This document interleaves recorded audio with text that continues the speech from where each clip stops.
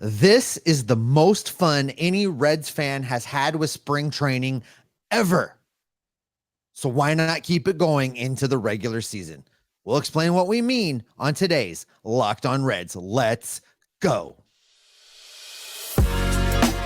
You are Locked On Reds, your daily Cincinnati Reds podcast, part of the Locked On Podcast Network, your team every day. You are Locked On Reds with myself, Jeff Carr, and my co-host, Stephen Offenbaker. We are lifelong Cincinnati Reds fans that have turned an addiction to this team into information for you. I want to thank you for taking time out of your day to listen to us talk some Reds with you.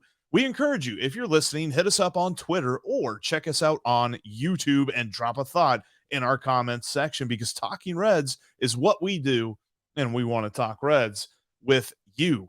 And as always, Locked On Reds is part of the Locked On Podcast Network. We are your team every day. And today, your team, the Cincinnati Reds, has absolutely set spring training and set the Cactus League on fire. All of the prospects, all of the rookies, all of the guys who we've been talking about in the minor league system for the Cincinnati Reds over the last 12 months have absolutely been showing out. The kind of performances that have many wondering, should they be on the opening day roster? How many of these guys can actually break camp with the team? And will we see them on March 30th in Great American Ballpark? Steve, why not make the roster a youth movement at this point? I tweeted over the weekend, Jeff. I stand firmly behind it. Christian Encarnacion-Strand would like a word when we're talking about setting the 26-man roster. Normally, the way this show goes, for our longtime listeners, you already know this. Normally, the way this show works is Jeff says a lot of crazy things, and I spend half of the show reeling him in. Total opposite today. I am so in on what is going on out in Goodyear right now with these prospects. I have not had this much fun. I said this off air, Jeff. I'm going to say it again right now. I cannot remember the last time I had this much fun watching Reds baseball. Christian Encarnacion-Strand is murdering baseballs. Matt McLain is just getting on base every single time he comes up to bat. Elly De La Cruz, slow start. I've seen you Twitter. I've seen you people talking about, he belongs in AA. Let's talk about his triple and his home run over the weekend. Everybody is murdering the baseball. The triple off Aroldis Chapman, too. I love the ironic juxtaposition of that. The fiery fireballer who everybody got just on their feet for every time he came into the game. And Elly De La Cruz is going to be the kind of guy that you want to get on your feet to watch and see him play in every single play. Now, I find this interesting because really what we're talking about here is opening day. We're not talking about at some point this season, because this is what we have said all year long, is that the roster will have, a little bit of a wave feel to it. Like there'll be an early part of the season wave where you'll probably see Elly De La Cruz and maybe, Brandon Williamson or Levi Stout or something like that. They get called up. And then in the middle of the season, you might see CES and Matt McLain get called up. And then in the latter half of the season, there's a whole host of people you could see get called up. But I think that it's going to be staggered like that with the way that these guys have been performing. CES especially, because everything that he has done, the ball jumps off his bat. He has a beautiful plate discipline. There's something to him, the swagger, the confidence. He's just there, and you don't think that he's ever going to be overmatched. But I want to caution. Did you happen to catch the home run? Oh, I didn't catch Saturday? It because it's still in orbit. It's still going. Nobody caught it. Listen, I think it caught Sadak by surprise. If you listen to the call on that home run, like John Sadak did not know what to do with that home run call. He blasted that baseball. Look, Jeff, I know. I'm sorry. I am so overwhelmingly excited. This is where he talked about roles are getting reversed, because, and it's weird, like we've said, I'm usually the one that needs to be talked down, but I'm looking at this and I'm saying, what's most likely to happen? Because the people that are on this roster, the people who run this team, I don't think are super in a rush to get a guy like CES on the roster. I don't think that they're going to put him on the opening day roster. And hear me out. He could prove me wrong on this because he could continue this. If he plays like this until like the second to last week of spring or something like that, then I think the Reds really have a hard decision on their hands because he has absolutely played phenomenal to this point, but it's been so early in spring. And I'm going to use the term that everybody hates to hear, but it's a small sample size for all of these guys. And especially in some situations where they're coming in late in games and they're facing God knows who is on the mound. And maybe the person that's pitching on the mound might not even be in the minor leagues for that team. That he's just trying to find a job somewhere. So I want to pump the brakes just a little bit because Lord knows I'm the most optimistic of the two of us. And if I don't pump the brakes, this show's going off the rails so quick with optimism that I think people are just going to be in the comments section like, oh my God, guys, it's okay. You guys can be okay. It's going off the rails, Jeff, because a couple things. With Elly De La Cruz, you already teased it. Elly De La Cruz tripled off of Aroldis Chapman. He didn't triple off of single A guy that was invited to big league camp to eat some innings. He tripled off of Aroldis Chapman. Aroldis Chapman. Now, why Aroldis Chapman's in Kansas City is a whole nother thing. But yeah, sure. That's a whole other thing. But you know,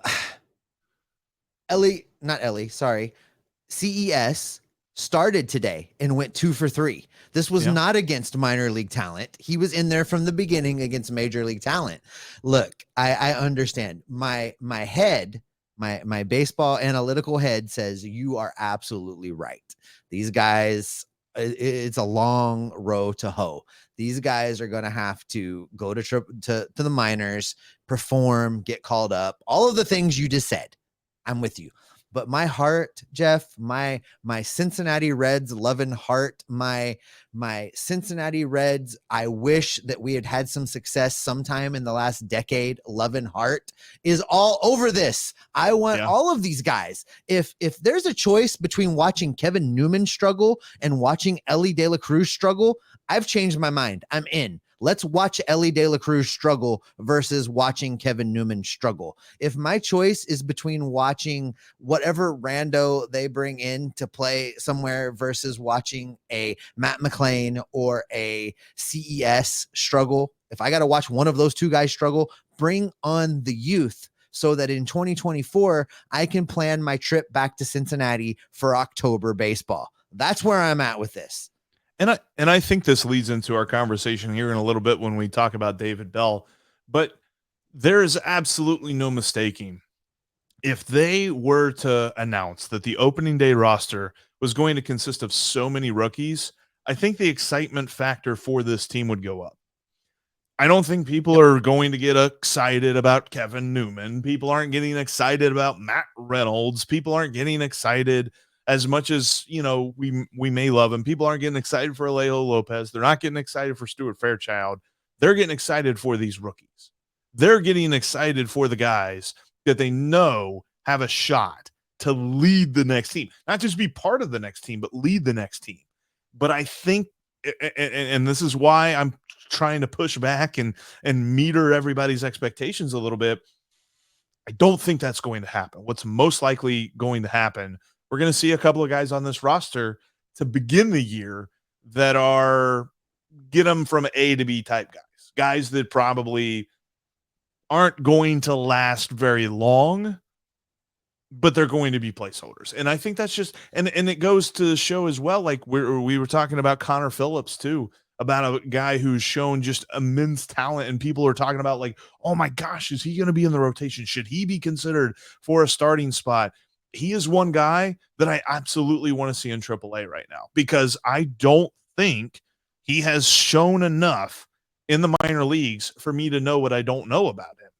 Because what we do know is he gives up a lot of walks. Now, he strikes out a ton of people, and as Tom Nichols would tell you and I, he is a guy that would walk the bases loaded, then strike out the side, and he would keep his ERA clean, but his walks plus hits turning pitch, his whip, would go through the roof. Now, I want to see what that plays like at AAA, because I think if you walk the bases loaded and you bet on striking out the side every inning, somebody's going to hit a single and score 2 runs. So I think that he still needs to struggle a little bit in AAA before we throw him up against minor or major league hitters. But for the most part, you can really see a very interesting roster made up of guys like CES, Elly De La Cruz, Matt McLain, those guys that it's kind of exciting. I'm not going to lie. See, I didn't even dig into the pitching, and I'm glad you went there, because if you weren't paying attention over the weekend, Connor Phillips, 2 innings pitched. He allowed just 1 hit, walked 2, struck out 3. His ERA on the spring, 0.00. But Small. If I'm looking Sample. with my mind, Jeff, and I hate telling you things like this because you're impossible to deal with for days and days and days, you're probably right. I need to rein it in a little bit. But listen, it's hard because I have not been this excited in a long time. These youngsters that are just out there murdering baseballs, striking guys out, doing their things. I'm excited. And I know, like I'm not delusional. I'm not getting my Cincinnati Reds 2023 World Series tattoo on my arm over here. I'm not doing that. But these guys are great, and I can't wait to see how the rest of the spring plays out, Jeff, because whether it's just a radio only broadcast or if it's one of the games you can get on MLB TV through either Bally Sports Ohio or another team's feed, it is fun to watch Reds baseball right now. And that's really what we want this season to be, because we're not expecting playoffs. We just want them to be fun. And there's no doubt about it that the most fun version of the Reds would be a youth movement. So why not make that the roster? That would be very fun to see. I do not dispute that. Well, listen, Jeff, in addition to the youth movement, there's a lot of moving parts going on behind the scenes. And one of the questions that remains to be answered in 2023 is, will the Cincinnati Reds extend David Bell? And we have the one thing David Bell can do to earn himself a contract extension. We'll tell you what that is coming up next. But before we get into that, I want to tell you about the sponsor of today's podcast, and that is Built Bar. If you are looking for a delicious treat but don't want all of the fat and calories, then you gotta try a Built Bar. With Built, healthy is actually tasty. Seriously, they're so delicious, you won't think that they're good for you. They're perfect for you maintaining your diet and your health goals here in 2023 that you started with your New Year's resolutions. I'm not sure how Built does it, but these bars taste like candy bars while maintaining amazing statistics. This is a baseball show, folks. You know how much I love statistics. And with Built Bar, you're going to get a ton of great statistics. 130 calories, only 4 grams of sugar with a whopping 17 grams of protein. And now you don't need to wait around your mailbox to get a box. For years, we've been telling you and talking about heading to built.com to get your Built Bars, but now you can get them at your local Walmart or Sam's Club. That's right. Head to your nearest Walmart today, walk over to the pharmacy section and grab yourself a box of Built Bars. You can pick up a 4-bar box of cookies and cream, double chocolate, coconut puffs. Settle down, Jeffrey. I did say puffs. You can also head to Sam's Club, where you can run in and grab a 13-bar box of the hit flavors, brownie batter, and wait for it, churro, my number one favorite. You can thank me later. Order them today at built.com or head to Walmart and Sam's Club and pick them up right now. You're not going to be disappointed. Coming up tomorrow, Jose Barrero has been under a microscope, and it really feels like people think he can lose his roster spot here in spring training. But could that actually happen? Well, that's what we're going to discuss on tomorrow's podcast. So make sure you tune in to find out all of the Jose Barrero information. Jeff, David Bell is heading into the final year of a contract, and I'm actually a little surprised the Reds haven't extended him already. I kind of expected it to happen in this offseason and have him not run into a season as basically a lame duck manager, but that hasn't happened. And David Bell's going to have to do some things, I think, in order to, I don't know if earn is the right word. Earn is Right. contract extension, but at least make it palatable, popular, feasible. I don't know what word we want to use here, but at least have Reds country supporting the Reds extension of David Bell. There's some things he can do to make that happen, right? Yeah, and I think the important thing here is that sure, that helps, but I don't think there's a specific number there. Like, sure, you could look at the Vegas over under here, but I don't think that teams like plan out their roster, their coaching staff. They don't plan things out based on how Vegas sees their team. So if he hits the over, he's not going to get a contract extension because he hits the over. I think what he needs to do, and this goes back to our idea of the youth movement, because make no mistake about it, whether or not the opening day roster is a youth movement, by the time we get to the end of this season, there's going to be a lot of key rookies that are on this team that are going to be part of this team's future. So the main thing that David Bell needs to do, he needs to keep the kids in good position all year long. That way he can get another year added to his contract or so. Like, it might be more than 1 year, but I think it all stems from the fact that, like, we've talked about this before in years past, like guys who might have been playing in situations that they weren't necessarily like, set up for success in. This has got to be all his job is about this year. Well, let's start. Right, there's a lot there. Let's start with the number of years. First off, David Bell's not signing a 1-year contract extension. No. I don't see how that can be an option. Yeah, it's going to be a multi-year deal. I think the fact that the families, the Bell family and the Castellini families, are so close, I can't see a scenario. I mean, things would have to go very, very, very bad for the Reds to not extend David Bell. I mean, we're talking like a 50-win season. I think a 50-win season losses ever in the history of the franchise. Like it would have to be horrible. But to your point, you're absolutely right. The thing that gets David Bell a multi-year contract extension is him showing an ability to guide and nurture this young talent, because the Reds are on the cusp. They're not very far away from having some very significant talent infusion in the form of these guys we talked about in the first segment. So David Bell needs to demonstrate that he can relate to those guys, that he can have those guys feeling comfortable, that he can have those guys wanting to play for him, and that he can construct a roster that puts them in the best position to be successful, whether they're offensive players or pitchers. David Bell has to demonstrate he knows how to use them best. And he also needs to demonstrate through Derek Johnson and through the farm system that he can issue directives and monitor the minor leagues and make sure that those players are being developed in such a way that they get to Cincinnati the fastest. I think that is what everybody is looking at in 2023 in order to justify coming out with I suspect 3-year deal. If I had to bet on it right now, what that deal would look like, I think it would be a 3-year contract extension for David Bell, heading probably done by the All-Star break. I don't think they're going to let this fester till the end of the season. I think they'll get something done in season. And that's something that we talked about a little bit too on Friday, right? Was like, is it a foregone conclusion that he's going to get a contract extension? And I think you're right. Like, if we start off the season 3-22 again, and we see that, then I think they are considering not extending him. But outside of that, there's not necessarily a win total here, because he is a manager. And let's kind of, rewind this back for a second. When he was brought in, the Reds were going for it. Like, Dick Williams brought him in whenever Dick Williams was building a playoff team.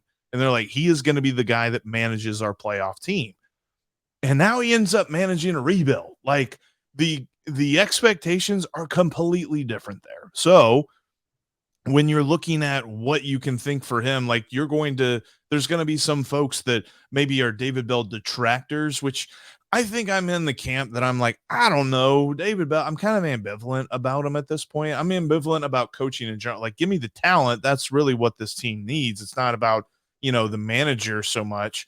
But I think that at the end of the day, when he gets that new contract extension, I agree 3 years makes sense because the new contract will say by the end of this contract, we better be in the playoffs. The contract right now is not saying that. They're not telling him to make the playoffs. They're telling him to get this team in a position to make the playoffs in the next couple of years. I think you're absolutely right. I mean, first of all, I would love to have been a fly on the wall and know exactly what Dick Williams said to David Bell when they signed him initially, because this is a drastically different situation than whatever that was. All that being said, if we're talking about a 3-year deal, so we're talking about a contract that would cover the 2024, 2025, and 2026 seasons. That is the prime window. They should have for the won Cincinnati a playoff Reds series by that point. to have won a playoff series. That's exactly where I was going with that. If they have not won a playoff series by the end of 2026, he's out of here. I can't imagine that they keep him around.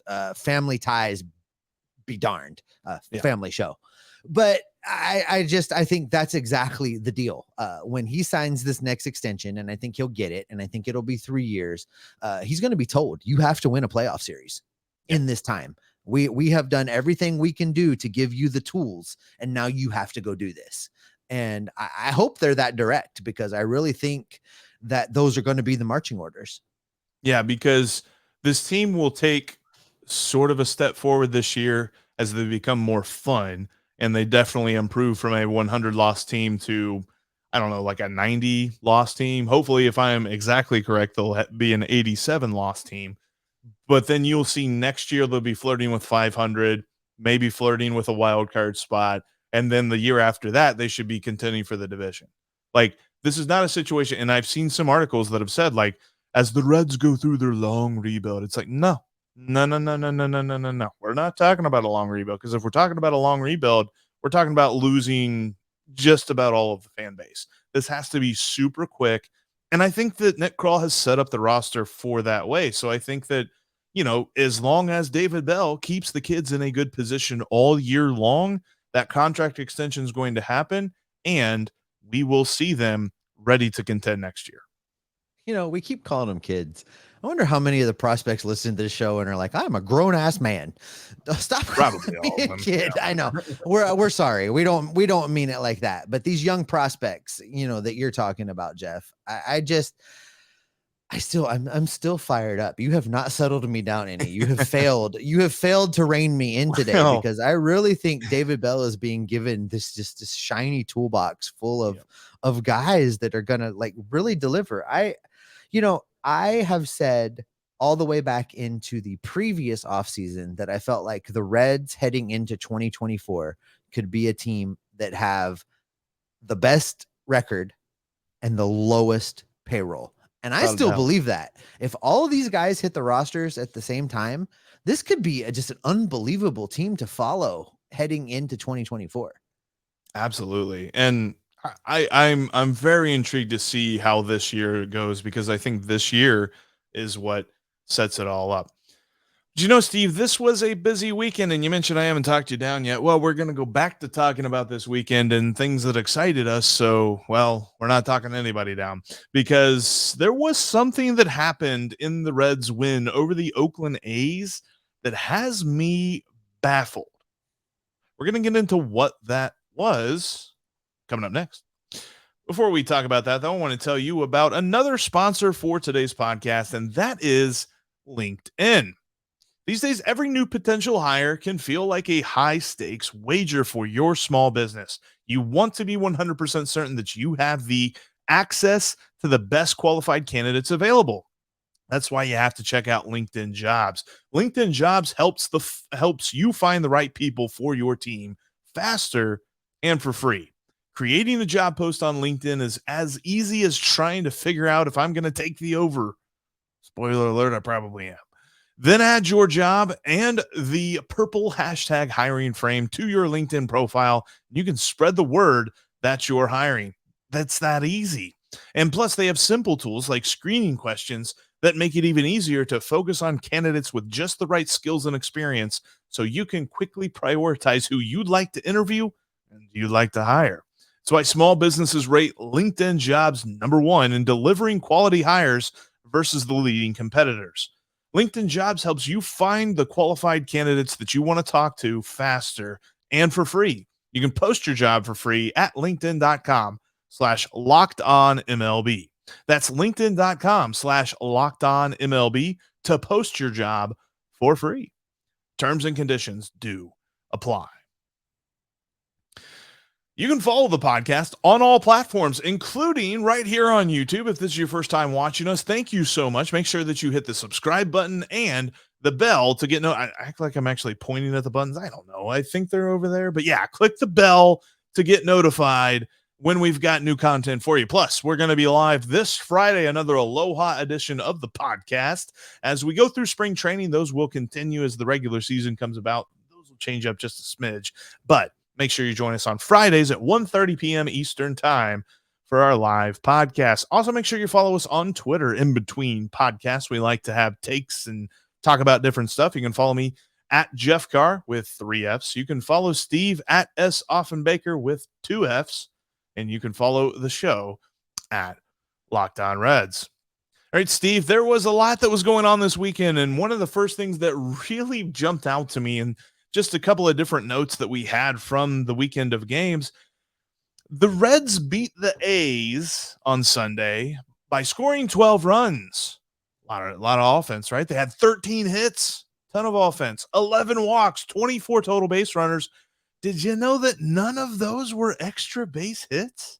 Listen, Jeff, I know this is going to be a hard concept for you to process and understand, but way back in the 80s, this is how we played baseball. You get them on, you get them over, you get them in. Did Pedro Guerrero play that way? That's Pedro Guerrero played back then. This is how you do it. And added bonus for the Reds beating the A's. That always makes me feel good and feels nostalgic and makes me think of, Eric Davis and Billy Hatcher and, the Nasty Boys and everybody's going to beat the A's this year. So it's not as special as it could be. This is true. But yeah, this is like old school baseball. This is what we're doing. We're scoring 12 runs on singles. And if this is the way that the lineup could operate all year long, that would be amazing, because I think that most people are entering this season thinking that the lineup is just going to be a huge detriment. And, this could be a direct result, Jeff, of pitchers' now inability to pitch with maximum effort. I think that, we're going to see a lot more of this type of thing. We're going to see a lot more singles, a lot more just guys getting on, get them over, try and get them in, because guys can't sit back and wait and throw 100. It's going to change. The new timing rules are going to change the way the game looks on the field. And the way that the roster is made up is going to be so important. And it's funny because this was in the split squad game, the other game. So they beat the A's in one game. They lost to the Angels in another. But in that game, Will Benson had a single. And then after him, I believe it was Kevin Newman hit a double. And Will Benson scored from first on a double. He brings the kind of athleticism to this roster. And going back about the youth movement, when you talk about Elly De La Cruz, you had those two guys plus a sleeker Jonathan India. You got some guys that can really move on the base paths, and something that I think that the Reds have not been able to do in the last couple of years that will turn this offense into something that we're not expecting. Because I think people look at the lineup and they say it's not a lot of power, and they're not wrong. However, some of these young guys could surprise us in that area. But if it's more so about keeping guys moving and building rallies and having base runners, take that extra base and get that score, then this team is going to be so much fun to watch. And Will Benson is a perfect example as to why. I heard you say the words youth movement. And again, you are failing terribly at trying to calm me down. Might have actually uncalmed me. I want to talk about more of the youth movement, and I want to talk about the future Cy Young Award winner, Nick Lodolo. Another tremendous start from the sophomore pitcher, if we're doing that thing. 3 innings, 1, 2, 3, much like your Twitter handle, 3 innings, only 2 hits, 1 walk. He struck out 4. Jeff, his ERA on the spring is 0.02. 0. Nick Lodolo, opening day starter. I'm telling you. I think I can count to that. When it comes to Nick Lodolo too, he was working on his changeup. He was absolutely, this is something we talk about, right? Like pitchers work on stuff. He was working on his changeup and he still pitched that well. He talked about it after his start that he was just like, yeah, I think it's serviceable, but everything else felt amazing. It's still hilarious that he's just, yeah, I'm getting there. I'm not really where I want to be. Somebody who's where he wants to be is Jake Fraley. He has 16 plate appearances this spring, and he's reached base 10 times in some way, shape, or form. He does have a home run. He's got a couple of extra base hits. Yeah, like he's got an on-base percentage right now of .625. And it's something that we've talked about Will Benson in the outfield. We've talked about Will Myers in the outfield. Not talked a lot about Jake Fraley. We just assumed, obviously, he's going to be the left-handed platoon there in left field or right field or whatever. But the way that he's been playing in a small sample size has been encouraging. He's hitting 500. I just want to put that out there that his batting average is 500. Yeah, 6 for 12. He has 4 walks. That's where the 16 plate appearances come in. I can count. Something else that happened too is a guy that the Reds claimed off waivers that everybody was just kind of like, really? Because the Reds Twitter account actually like made a post about him, and that's Bennett Sousa. He got his first appearance on the spring training for the Reds. He could be the second lefty in the bullpen because, let's face it, nobody else has really stepped up in that environment. But 1 inning, 3 strikeouts. So let's start the count right now. How many outs are going to be strikeouts this spring training for him? Is he going to pull an Amir Garrett and just strike everybody out? So this second lefty in the bullpen is a big deal. The Reds want another pitcher down there. It cannot be Reaver Sanmartin. Somebody else is going to have to step up. And thus far, nobody else has. And so Bennett Sousa comes to town. And as you mentioned, you and I talked about this. I thought that the fanfare that the Reds put out surrounding his signing was a little extra. I felt like it indicated to me like, this guy's a little curious for sure. He's going to make the team, I think. So I'm paying extra attention to what he does when he comes into a game. And well, it's his first appearance. It's only 1 inning, but he struck out 3 dudes. So let's roll on. And speaking of contestants for that second lefty spot, Daniel Norris just continues to struggle, continues to get destroyed. Ben Lively, he's not a lefty, but he's a non-roster invitee trying to make the roster. Those guys are both getting destroyed so much. Moving on. I don't think they're going to be a part of the equation. I think they're just going to be here to continue to eat some innings in spring training, and then once opening day happens, they'll move on to whatever their next destination is. That's probably true. And that's probably a good place to wrap up today's edition of the show. That is going to do it for this edition of Locked On Reds. Coming up tomorrow, Jeff and I are going to be talking Jose Barrero. He is currently under a microscope, and it really feels like people think he can lose his roster spot at some point during spring training. But could that actually happen? Well, that's what we're going to discuss tomorrow. So make sure that you tune in. Thanks for listening to Locked On Reds and making us your first listen. Now, for your second listen, check out the Locked On Fantasy Baseball podcast. You can win your league by listening to Matt and Dom every day as they bring you the best fantasy draft strategies. You can find Locked On Fantasy Baseball wherever you get your podcasts, just like Locked On Reds, and on YouTube. Subscribe, notification bell. Click on both. We are both part of the Locked On Podcast Network, your team every day. All right, Jeff, we are screaming through spring training. This is happening fast. Opening day is not that far away at this point. And what can our listeners count on from me and you the rest of the way? They can expect us to be fired up about the young guys. They can expect us to be all over what's going on in the games. And if there's any roster movements too, speaking of which, Moose out in Colorado now. How about that? I think there's Moose already in Colorado, but now there's another one. And they can expect us to be Locked On Reds every single day. This Moose is just slower.